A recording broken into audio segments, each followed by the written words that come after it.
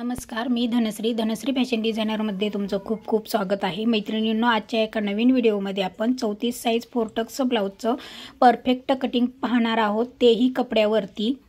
या व्हिडिओमध्ये मी कमी वेळेत परफेक्ट कटिंग कसं करावं याबद्दल थोडीशी माहिती देणार आहे किंवा टिप्स सांगणार आहे। तर व्हिडिओ स्किप न करता पूर्ण बघा, जेणेकरून ज्या छोट्या छोट्या गोष्टी असतात त्या तुमच्या लक्षात येतील।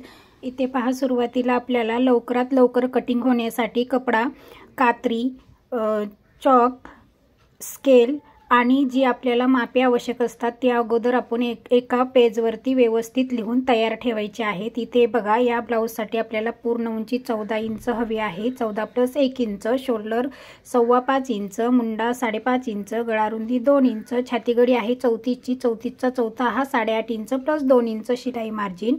भाईची उंची आहे 8.5 इंच प्लस पाऊण इंच। हा अस्तरचा ब्लाउज आहे त्यामुळे पाऊण इंच घेतलेला आहे एक्स्ट्रा। भाई घेर आहे 5.5 इंच + 2 इंच शिलाई मार्जिन। अशा पद्धतीने इथे आपण माप लिहून ठेवायची आहेत आणि आता हीच मापे आपल्याला कपड्यावरती टाकायची आहेत। आता इथे मी कपडा सरळ येण्यासाठी एक लाईन आखून घेत आहे आणि व्यवस्थित कटिंग करून घेत आहे, कारण खालीवर जर कपडा झाला तर भाईच्या कटिंगमध्ये फरक पडतो, त्यामुळे इथं व्यवस्थित असं आपल्याला कटिंग करून घ्यायचं आहे।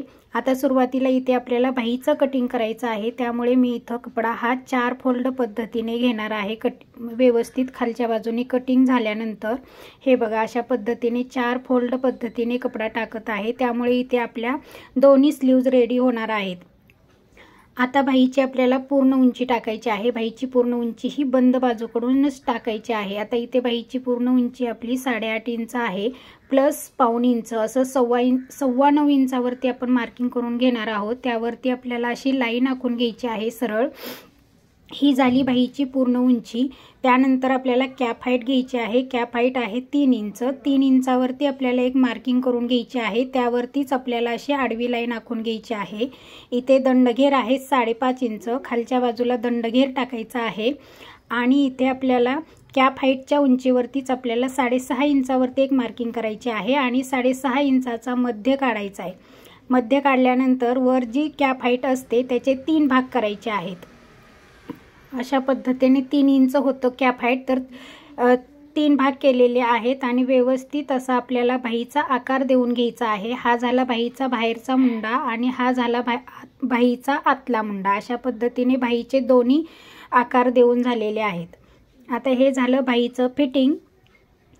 आता इथं खालच्या बाजूला 2 इंच शिलाई मार्जिन घेतलेली आहे आणि इथं या बाजूला आपल्याला थोडंसं कपडा तो भाई जॉईन करताना द्यावा लागणार आहे। आता असं बाहेरच्या बाजूने आपण भाईचं कटिंग करून घेणार आहोत। जो बाहेरचा मुंडा आहे तो पहिल्यांदा कट करायचा आहे। मध्ये भाईला नॉचेस द्यायचा आहे, म्हणजे भाईच्या मध्यावरती आपल्याला एक नॉच देऊन मध्य काढून घ्यायचा आहे। त्यानंतर आपल्याला भाई ओपन करायची आहे आणि त्यानंतरच भाईचा पुढचा आकार कट करायचा आहे। अशा पद्धतीने जर तुम्ही भाईचं कटिंग केलं तर ते कधीही चुकणार नाही। हे बघा, इथे आपल्या दोन्ही स्लीव्ज तयार आहेत। आता स्लीव्जचं कटिंग झालेलं आहे। आता आपल्याला पाठीमागच्या भागाचं कटिंग करायचं आहे। ब्लाउज पीसच्या एका बाजूला आपण भाईचं कटिंग केलेलं आहे आणि ब्लाउज पीसच्या दुसऱ्या बाजूला आपण पाठीमागच्या भागाचं कटिंग करणार आहोत। तर पाठीमागचा भाग कटिंग करतानाही आपण इकडे बंद बाजूकडूनच म्हणजे गळा टाकणार आहोत पाठीमागच्या भागाचा, कारण हा आपण डायरेक्ट कपड्यावरती कटिंग करणार आहोत, त्यामुळे ही टिप लक्षात ठेवायची आहे। पूर्ण उंची आहे 14 इंच + 1 इंच, असं 15 इंचावरती आपण मार्किंग केलेलं आहे आणि या मार्किंगवरतीच आपल्याला आता इथे शोल्डर टाकायचं आहे। तर शोल्डर 5.25 इंच आहे। 5.25 इंचावरती एक मार्किंग केली आणि गळारुंदी 2 इंच आहे, त्यामुळे 2 इंचावरती एक आपण मार्किंग केलेली आहे गळारुंदीसाठी। आणि आता आपल्याला शोल्डरवरतीच आपल्याला मुंडा टाकायचा आहे। मुंडा आहे आपला 5.5 इंच। 5.5 इंचावरती अशी लाईन आखून घेतलेली आहे आणि असा काटकोन आखून त्यावरतीच आपल्याला छातीगडी टाकायची आहे। आता छातीगडी आहे 34 इंच, तर 34चा चौथा भाग हा 8.5 इंच येतो, म्हणून तयार छातीगडी ही 8.5 इंचाची आहे। तर 8.5 इंचावरती एक मार्किंग करायचं आहे आणि पुढे 2 इंच शिलाई मार्जिन आणि त्या दोन्ही लाईन अशा आखून घ्यायच्या आहेत। हे बघा, अशा पद्धतीने व्यवस्थित आखून घ्यायचं आहे। हे जे आहे ते शिलाई मार्जिन आहे आपलं। आता इथे आपल्याला मागच्या मुंड्याचा आकार द्यायचा आहे। तर मागच्या मुंड्याचा आकार कसा द्यायचा, इथून कोपऱ्यातून 1.5 इंच घ्यायचा आहे जो काही तुमचं मुंडा असेल त्याचा मध्य काढायचा आहे, कितीही असू द्या तुमचा मुंडा, त्याचा मध्य काढायचा आहे आणि हे तिन्ही पॉईंट्स आपल्याला जुळवून घ्यायचे आहेत. अशा पद्धतीने मागच्या मुंड्याचा आकार दिला तर अजिबात चुकत नाही आणि व्यवस्थित येतो. हे बघा, अशा पद्धतीने आपण इथे मागच्या मुंड्याचा आकार दिलेला आहे. आता हा मागचा भाग आहे त्यामुळे आता आपल्याला मागचा गळा टाकून घ्यायचा आहे. मागचा गळा आहे 7 इंच प्लस अर्धा इंच असं 7.5 इंचावरती मार्किंग केलेलं आहे. चौकोन आखून घ्यायचा आहे. खाली असं 2.25 इंचावरती चौकोन आखून घेतलेला आहे आणि वरती गळारुंदी 2 इंच ठेवलेली आहे. खालच्या बाजूला आपण थोडंसं गळारुंदी वाढवली तर चालते, काहीच प्रॉब्लेम येत नाही.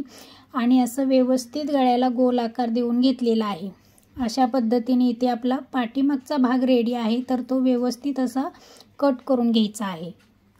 अशा पद्धतीने व्यवस्थित कट करून घेतल्यानंतर हे बघा, आता इथे आपण पाठीमागचा भाग काढलेला आहे आणि तो असा उलट्या पद्धतीने ठेवायचा आहे, म्हणजे कपडा व्यवस्थित पुरतो आणि तो जसा आहे तसा आपल्याला इथे आखून घ्यायचा आहे व्यवस्थित. इथे आखून घेतल्यानंतर त्यानंतर आता पुढच्या भागामध्ये काय काय चेंजेस करायचे आहे तिकडे लक्ष द्या. आता पुढील भागामध्ये अगोदर 1 इंच वाढवून घ्यायचं आहे आपलं. हे बघा, अशा पद्धतीने खालच्या बाजूला 1 इंचावरती मार्किंग करायची आहे आणि पुढच्या भागामध्ये 1 इंच वाढवून घेतलेला आहे. अशा पद्धतीने खाली उंची वाढवलेली आहे. त्यानंतर आता आपल्याला पुढील गळा टाकायचा आहे, तर त्यासाठी आपल्याला अगोदर गळारुंदी बघावी लागणार आहे. तर वरती आपण गळारुंदी 2 इंच घेतलेली आहे.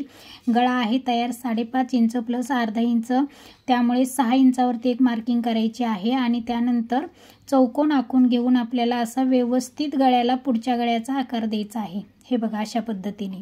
आता त्यानंतर आपल्याला मुंडा, पुढचा मुंड्याचा आकार द्यायचा आहे. तर मुंडा आपण किती घेतला होता? 5.5 इंच.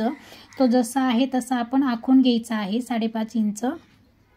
आणि मागच्या मुंड्यामध्ये आणि पुढच्या मुंड्यामध्ये अर्धा इंच अंतर हवं, त्यामुळे अर्धा इंचावरती एक मार्किंग केलेली आहे आणि पुढच्या मुंड्याचा आकार असा व्यवस्थित देऊन घेतलेला आहे. मागच्या मुंड्यावरती अशी सरळ खाट मारायची आहे, नाहीतर चुकून आपण तो मागचाच मुंडा कट करून घेतो आणि आपला ब्लाऊज चुकतो. आता इथे आपल्याला क्रॉसपट्टीचा आकार द्यायचा आहे. क्रॉसपट्टीचा आकार देण्यासाठी पुढच्या बाजूला म्हणजे बटनपट्टीकडे 3.5 आणि कमरेच्या बाजूला 2.5 अशा पद्धतीने मार्किंग करून घ्यायची आहे. 2.5 वरती अशी सरळ लाईन आखून घ्यायची आहे आणि त्यानंतर क्रॉसपट्टीला व्यवस्थित आकार यावा यासाठी आपण 4.25 इंचावरती एक मार्किंग केलेली आहे आणि हा 3.5चा पॉईंट तिथे जुळवून घेतलेला आहे. अशा पद्धतीने जर तुम्ही क्रॉसपट्टीचा आकार दिला तर अजिबात चुकत नाही, अगदी परफेक्ट ब्लाऊज बसतो शिवल्यानंतर. आता इथेच आपल्याला 4 टक्सचं मार्किंग करायचं आहे. तर 4 टक्सचं मार्किंग कसं करायचं? मेन टक्स हा उंचीला 2.5 ते 3 इंच घ्यायचा आहे. रुंदीला हा अर्धा इंच घ्यायचा आहे.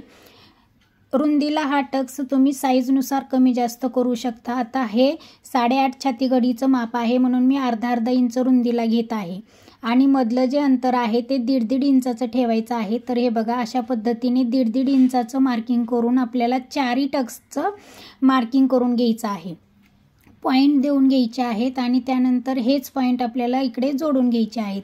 आता हा जो पॉईंट आहे तो बटनपट्टीकडे जोडला जाणार आहे. हा टक्स आहे तो बटनपट्टीकडे जातो, हा टक्स आहे तो कमरेकडे जातो आणि हा टक्स जो आहे तो मुंड्याकडे जातो. अशा पद्धतीने इथे परफेक्ट म्हणजे टक्सचं मार्किंग झालेलं आहे. आता हे जसं मार्किंग केलेलं आहे तसं आपल्याला व्यवस्थित कट करून घ्यायचं आहे. सुरुवातीला बाहेरच्या बाजूनं सर्व कटिंग करून घ्यायचं आहे. हे बघा, अशा पद्धतीनं अगोदर गळा कट करायचा आहे आणि त्यानंतर शोल्डर, त्यानंतर मुंडा. मैत्रिणींनो, तुम्ही जर आपल्या चॅनलवर अजूनही नवीन असाल तर चॅनलला सबस्क्राईब करा. सबस्क्राईब केल्यानंतर पुढील बेल आयकॉनवर क्लिक करा, जेणेकरून आपले जे नवनवीन व्हिडिओ आहे ते तुमच्यापर्यंत लवकरात लवकर पोहोचतील. हे बघा, अशा पद्धतीने आपण इथं बाहेरच्या बाजूने व्यवस्थित कट केलेला आहे आणि त्यानंतर आपल्याला इथे क्रॉसपट्टीही कट करून घ्यायची आहे. अशा पद्धतीने आपलं पुढील भागाचंही व्यवस्थित कटिंग झालेलं आहे. तर बघा, आता इथे आपलं पूर्ण कटिंग झालेलं आहे. हा पाठीमागचा भाग आहे, त्याचा गळाही कट करून घ्यायचा आहे. गळा कट करायचा राहिला होता, कारण हे अगोदर गळा कट करता येत नाही, कारण पाठीमागच्या भागावरूनच आपल्याला पुढच्या भागाचं कटिंग करायचं असतं. तर इथे बघा, आपलं कटिंग रेडी आहे. पाठीमागचा भाग, पुढचा भाग, क्रॉस पट्टी आणि स्लीव्ज. आता यावरूनच आपल्याला मेन कपड्याचं कटिंग करायचं आहे। मेन कपड्याचं कटिंग करताना आपल्याला इथे टाचण्या किंवा पिनांचा वापर करायचा नाही आहे। तर हे बघा अशा पद्धतीने मेन कपडा खाली ठेवायचा आहे, त्यावरती अस्तर ठेवायचं आहे आणि त्यावरती एक आपला हात ठेवायचा आहे सेफ्टीसाठी। आणि त्यानंतर हे बघा जसं आहे तसं आपल्याला आखून म्हणजे कट करून घ्यायचं आहे। इथे टाचणी व पिना लावायची काहीच गरज नाही आहे। टाचणी पिना लावण्यात खूप वेळ जातो, त्यामुळे टाचणी व पिना लावायची गरज नाही आहे। असं व्यवस्थित हाताने सेप करायचा आहे कपडा आणि कट करून घ्यायचा आहे। त्याच पद्धतीने आता बघा पाठीमागचा भागही मी अशा पद्धतीने ठेवलेला आहे आणि असा हात मध्ये ठेवायचा आहे, अजिबात कपडा हलत नाही आणि व्यवस्थित कटिंग करून घ्यायचं आहे।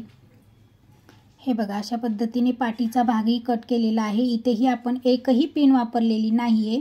आणि आता हा पुढचा भागही त्याच पद्धतीने हे बघा असा हात आपला त्या कपड्यावरती ठेवायचाच आहे, त्यामुळे कपडा अजिबात हलत नाहीये आणि व्यवस्थित कट करून घ्यायचा आहे। हे बघा असं व्यवस्थित हात ठेवल्यानंतर अजिबात कपडा हलत नाही। आणि त्यानंतर क्रॉस पट्टी कट करायची आहे। क्रॉस पट्टी हे बघा असं व्यवस्थित तुम्ही हाताचा वापर करून कटिंग व्यवस्थित करू शकता। अगदी 2 मिनिटांमध्ये हे कटिंग झालेलं आहे। तुम्ही जर टाचण्या किंवा पिना लावत बसाल तर खूप वेळ जातो, त्यामुळे ही स्ट्रिक्स वापरणे खूप गरजेचं आहे। हे बघा इथं आपलं पूर्ण म्हणजे अस्तरचंही कटिंग झालेलं आहे आणि मेन फॅब्रिकचंही कटिंग झालेलं आहे। तर मैत्रिणींनो, तुम्हाला हा आजचा व्हिडिओ कसा वाटला? आवडला असेल तर लाईक, कमेंट आणि इतरांना शेअर करायला अजिबात विसरू नका। पूर्ण व्हिडिओ पाहिल्याबद्दल मनापासून खूप खूप धन्यवाद।